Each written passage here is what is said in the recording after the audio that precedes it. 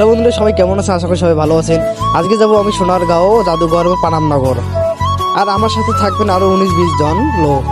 তো প্রথমেই আমরা সবাই তৈরি হয়ে বের হলাম। এখন কোম্পানি গেট থেকে বেরিয়ে যাব। আমরা সবাই মেঘনা ঝালুশ্বরে ফেস কোম্পানিতে কাজ করি, আর মিস্ত্রি কাজ। এক এক করে বেরিয়ে যাচ্ছি আমরা মেঘনা গেট থেকে। এখান থেকে অটো বা সিএনজি করে যাবো আমরা। আমার ফ্রেন্ড যারা যারা ভিডিওটা দেখছেন সবাইকে নমস্কার দিল। আজকে দেখতেছি সবাই খুশি, কারণ এইভাবে ঘুরতে যাওয়া কোনোদিন হয়নি কাজের ফাঁকে। তো আমরা ঘুরতে যাচ্ছি আজকে। তো অবশেষে আমাদের অটো চলে আসছে।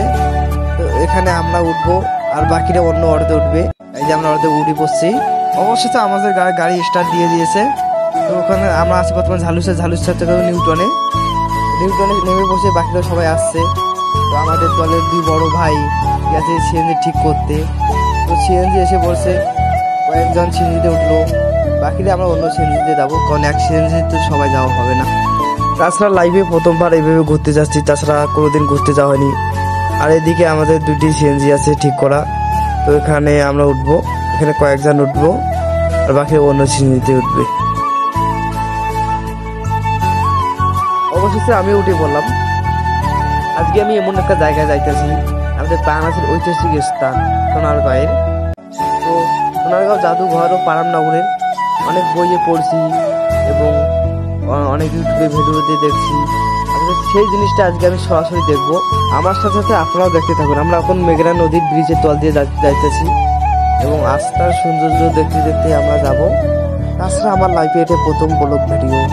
আমি ঘুরতে যাচ্ছি, ভিডিও না করলে কেমন হয়, ভাবলাম যে একটি ব্লগ ভিডিও করে ফেলি আপনাদেরকে উপহার দেওয়ার জন্য। আর যারা যারা আমার ভিডিওটি দেখতে আছেন, কেউ যদি ফলো করে না থাকেন, প্লিজ পেজটি ফলো করে রাখবেন। আর এতক্ষণ থেকে ওয়েট করে যে জিনিসটা দেখার জন্য, যে জায়গাটা দেখার জন্য আপনারা অপেক্ষা করেছিলেন, অবশেষে আমরা এসে পড়ছি। এবং আস্থার সৌন্দর্য দেখতে দেখতে আমরা এসে পড়লাম আমাদের সোনারগাঁয়ে জাদুঘরের সামনে। এখানে সবাই আমরা নেমে পড়লাম। এটা সোনারগাঁও জাদুঘরের সামনটা। তো আমরা এখানে ঢুকবো না, আগে যাব পানামনগর ঘুরে এসে তারপর আমরা সোনারগাঁও জাদুঘরের ভিতরে সর্দার বাড়ি দেখবো। জাদুঘর থেকে কয়েকখানি দূরে পানামনগর। টিকিট ছাড়া যখন ঢুকাইবে, এই যে আমার বড় ভাই হিরো, টিকিট ছাড়া যখন ঢুকাইবে এখন ঢুকবো আমরা। আমার বড় ভাই বলতে হচ্ছে টিকিট ছাড়া ঢুকবো, কারণ 5টা পর থেকে টিকিট ছাড়া কি ঢুকা হয়, তাই বলতে হচ্ছে টিকিট ছাড়া ঢুকবো। হাঁটতে হাঁটতে এসে বললাম আমরা পানামনগর। এটা সেই পানামনগর। 2টি সিকিউরিটি আছে, আমাদেরকে ঢুকতে দিচ্ছে না টিকিট ছাড়া। তো আমাদের বড় ভাই 2টা টিকিট কাউন্টারে গিয়ে টিকিট কাটলো। একটা টিকিটের মূল্য 20 টাকা করে, সবার জন্য টিকিট কাটলো। আর একটু ঢুকে বললাম আমরা পানামনগরের ভিতরে। আমি যেটা আশা করছিলাম এই পানামনগরে, তার চাই বেশি কিছু পেয়েছি আমি এখানে এসে। অনেক ভালো লাগতেছে, আসলে বোঝার মতো নয়। আমি এখন পুরো পানামনগর ঘুরে দেখবো এবং আপনাকে দেখাবো ভিডিওর মাধ্যমে। আপনার সাথে ভিডিও দেখতে থাকুন।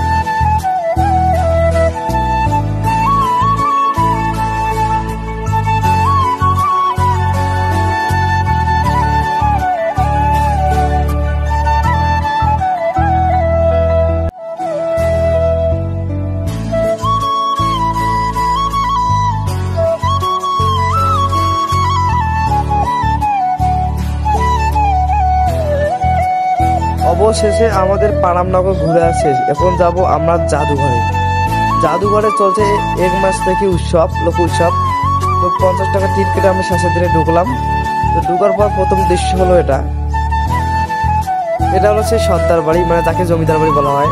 আর জমিদার বাড়ির সাইডে একটা পুকুর রয়েছে, আর এখানে গ্রামীণ চাষাবাসের দৃশ্য তুলে ধরা হয়েছে। হাঁটতে হাঁটতে সামনের দিকে যাব। সামনের দিকে আরো অনেক কিছু আছে।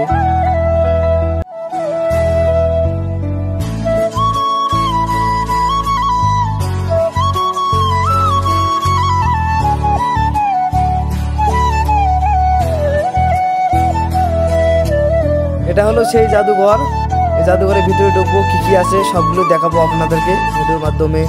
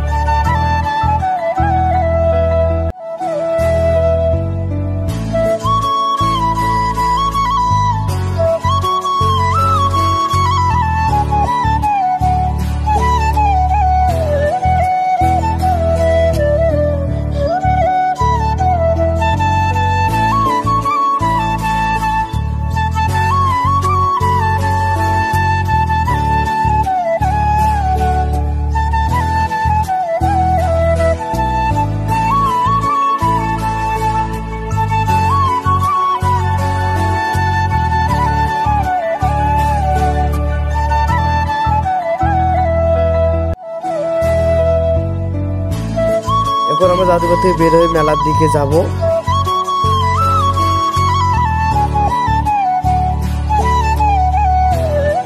মেলাতে কনসার্ট হচ্ছে, লোকগান। আজকের মতো ভিডিওটি এখানে শেষ। সবাই ভালো থাকবেন, সুস্থ থাকবেন। ভিডিওর সাথে থাকার জন্য সবাইকে ধন্যবাদ। ভিডিওটি ভালো লাগলে অবশ্যই শেয়ার করে দেবেন।